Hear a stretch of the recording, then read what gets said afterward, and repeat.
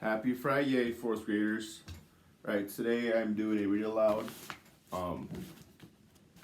Starting on page 19 with Jack, Will, Julian, and Charlotte.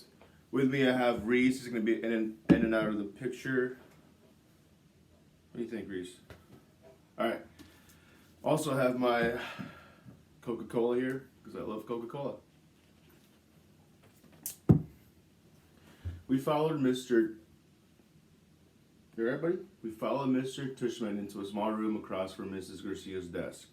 He was talking as he closed the door to his office and sat down behind his big desk. Though I wasn't really paying much attention to what he was saying, I was looking around at all the things on his desk. Cool stuff. Like a globe that floated in the air and a Rubik's type cube made with little mirrors. I liked this office a lot. I liked that there was all these neat little drawings and paintings by students on the walls, framed like they were important. Mom sat down in a chair in front of Mr. Tushman's desk, and even though there was another chair right next to hers, I decided to stand beside her. "Why do you have your own room and Mrs. G doesn't?" I said. "You mean, why do I have an office?" asked Mr. Tushman. "You said she runs the place," I said. "Oh, well, I was kind of kidding. Mrs. G is my assistant." "Mr. Tushman is the director of the middle school," Bob explained. "Do they call you Mr. T?" I asked, which made him smile. "Do you know who Mr. T is?" he answered. "I pity the fool," he said in a funny, tough voice, like he was Reese imitating someone. I had no idea what he was talking about.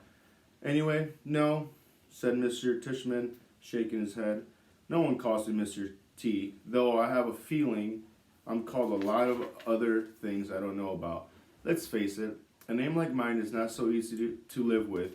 You know what I mean?" Here, I have to admit I totally laughed because I knew exactly what he meant. "My mom and dad had a teacher called Miss Butt," I said. "Augie," said Mom, but Mr. Tushman laughed.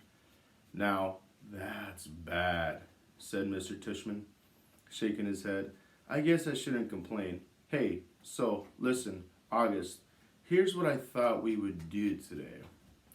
"Is that a pumpkin?" I said, pointing to a framed painting behind Mr. Tushman's desk. "Augie, sweetie, don't interrupt," said Mom. "You like it?" said Mr. Tushman, turning around and looking at the painting. "I do too, and I thought it was a pumpkin too, until the student who gave it to me explained that it was actually not a pumpkin. It is, are you ready for this? A portrait of me. Now, August, I asked you, do I really look that much like a pumpkin?" "No," I answered, though I was thinking yes, something about the way his cheeks puffed out when he smiled made him look like a jack-o'-lantern. Just as I thought that, it occurred to me how funny that was. "Cheeks, Mr. Tushman?" And I started laughing a little. I shook my head and covered my mouth with my hand. Mr. Tushman smiled like he could really read my mind. I was about to say something else, but then all of a sudden I heard other voices outside of the office. Kids' voices. I'm not exaggerating when I say this, but my heart literally started beating like I just run the longest race in the world. The laughter I had inside just poured out of me. The thing is, when I was little, I never minded meeting new kids, because all the kids I met were really little too. What's cool about really little kids is that they don't say stuff to try to hurt your feelings, even though sometimes they do say stuff that hurts your feelings, but they don't actually know what they're saying. Big kids, though, they know what they're saying, and that is definitely not fun for me. One of the reasons I grew my hair long last year was that I like how my bangs cover my eyes. It helps me block out the things I don't want to see. Mrs. Garcia knocked on the door and poked her head inside. "They're here, Mr. Tushman," she said. "Who's here?" I said. "Thanks," said Mr. Tushman to Mrs. Garcia.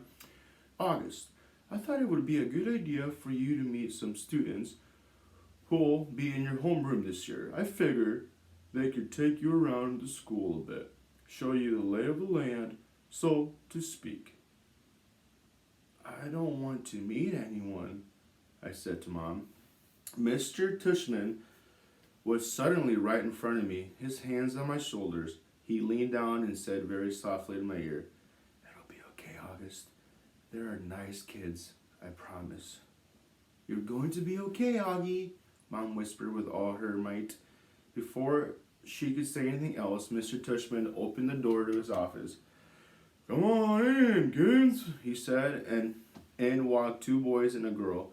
None of them looked over at me or Mom. They stood by the door, looking straight at Mr. Tushman, like their lives depended on it. "Thanks so much for coming, guys, especially since school doesn't start until next month," said Mr. Tushman. "Have you had a good summer?" All of them nodded, but no one said anything. Great, said Mr. Tushman. "So, guys, I wanted you to meet August, who's going to be a new student here this year.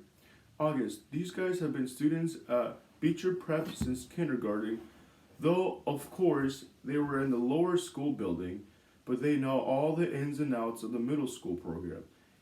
And since you're all in the same homeroom, I thought it would be nice if you got to know each other a little before school started, okay? So, kids, this is August. August, this is Jack Will." Jack Will looked at me and put out his hand. When I shook it, he kind of half smiled and said, "Hey." I looked down really fast. "This is Julian," said Mr. Tushman. "Hey," said Julian, and did the same exact thing as Jack Will. He took my hand, forced a smile, looked down fast. "And Charlotte," said Mr. Tushman. Charlotte had the blondest hair I've ever seen. She didn't shake my hand, but gave me a quick little wave and smiled. "Hi, August. Nice to meet you," she said. "Hi," I said, looking down. She was wearing bright green Crocs. "So," said Mr. Tushman, putting his hands together and, in a kind of slow clap. "What I thought you guys could do is take August on a little tour of the school. Maybe," Reese stopped. "Maybe you could start on the 3rd floor. That's where your homeroom class is going to be. Room 301. I think Mrs. G is..." "Room 301, Mrs. Garcia called out from the other room. "Room 301, Mr. Tushman nodded. And then you can show August the science labs in the computer room. Then work your way down to the library and the performance space on the 2nd floor. Take him to the cafeteria, of course." "Should we take him to the music room?" asked Julian. "Good idea, yes," said Mr. Tushman. "August, do you play any instruments?" "No," I said. "It wasn't my favorite subject on account of the fact that I don't really have ears. Well, I do, but they don't exactly look like normal ears." "Well, you may enjoy seeing the music room anyway," said Mr. Tushman. "We have a very nice selection of percussion instruments." "August, you've been wanting to learn to play the drums," Mom said, trying to get me to look at her. But my eyes were covered by my bangs as I stared at a piece of old gum that was stuck to the bottom of Mr. Tushman's desk. "Great. Okay, so why don't you guys get going?" said Mr. Tushman. "Just be back here in..." He looked at Mom. "Half an hour, okay?" I think Mom nodded. "So, is that okay with you, August?" he asked me. I didn't answer. "Is that okay, August?" Mom repeated.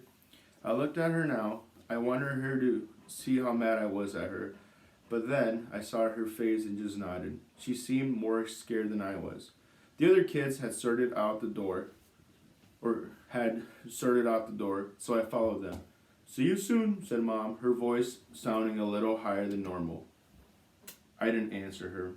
All right, so on Monday, Ms. Bronze will start off on page 24 with the grand tour of the school. Thanks for watching. Thanks for listening. Reese and I are going to have a very happy Friday. Enjoy your weekend. Stay safe. All right, buddy. You want to go shut that off for me? No?